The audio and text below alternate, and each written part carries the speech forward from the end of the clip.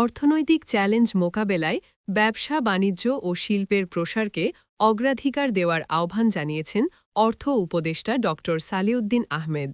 তিনি বলেছেন, আগামী সরকারের সামনে বড় চ্যালেঞ্জ হবে ব্যবসা সম্প্রসারণ, কর্মসংস্থান সৃষ্টি এবং আর্থিক খাতের প্রতিষ্ঠানগুলোকে আরও শক্তিশালী করা। মঙ্গলবার ১০ ফেব্রুয়ারি বাংলাদেশ সচিবালয়ে সরকারি ক্রয় সংক্রান্ত উপদেষ্টা পর্ষদ কমিটির বৈঠক শেষে সাংবাদিকদের সঙ্গে আলাপকালে তিনি এসব কথা বলেন। তার মতে, ব্যবসা বাণিজ্যের গতি না বাড়লে কর্মসংস্থান তৈরি হবে না, আর কর্মসংস্থান ছাড়া মানুষের ক্রয় ক্ষমতা শক্তিশালী হবে না, ফলে সামগ্রিক অর্থনীতিও চাপে থাকবে।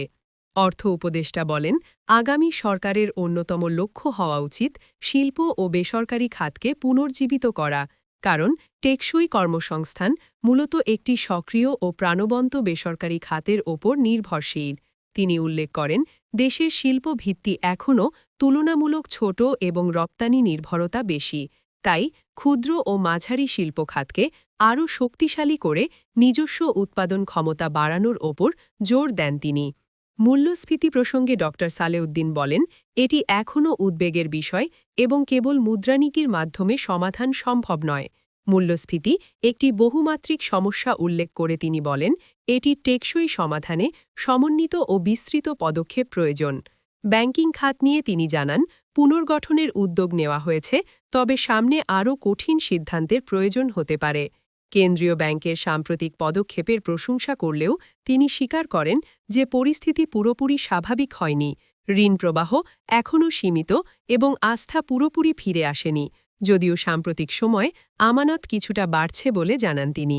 ব্যবসায় অর্থায়নের ক্ষেত্রে ব্যাংকের ওপর অতিরিক্ত নির্ভরতা কমাতে পুঁজিবাজারের উন্নয়নকে অত্যন্ত গুরুত্বপূর্ণ বলে মনে করেন অর্থ উপদেষ্টা। তার মতে, শক্তিশালী ইকুইটি অংশগ্রহণ এবং বন্ড মার্কেট ছাড়া বেসরকারি খাতের দীর্ঘমেয়াদী অর্থায়ন নিশ্চিত করা কঠিন। তিনি আরও বলেন, নিয়ন্ত্রক সংস্কারের ক্ষেত্রে আইনি জটিলতা ও আদালত সংশ্লিষ্ট নানা চ্যালেঞ্জ রয়েছে। পাশাপাশি বীমা খাতকেও একটি সংবেদনশীল ক্ষেত্র হিসেবে উল্লেখ করে তিনি বলেন, এ খাতের উন্নয়নে উদ্যোগ থাকলেও অগ্রগতি এখনও সীমিত। জ্বালানি খাতকে দীর্ঘমেয়াদী বড় চ্যালেঞ্জ হিসেবে উল্লেখ করে তিনি অভ্যন্তরীণ অনুসন্ধান ও খনন কার্যক্রম বাড়ানোর ওপর গুরুত্বারোপ করেন।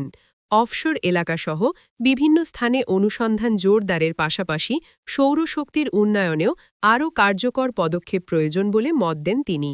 সব মিলিয়ে অর্থ উপদেষ্টা মনে করেন, টেকসই প্রবৃদ্ধি নিশ্চিত করতে শিল্পায়ন, কর্মসংস্থান, আর্থিক খাত সংস্কার এবং জ্বালানি নিরাপত্তাকে সমন্বিতভাবে অগ্রাধিকার দিতে হবে।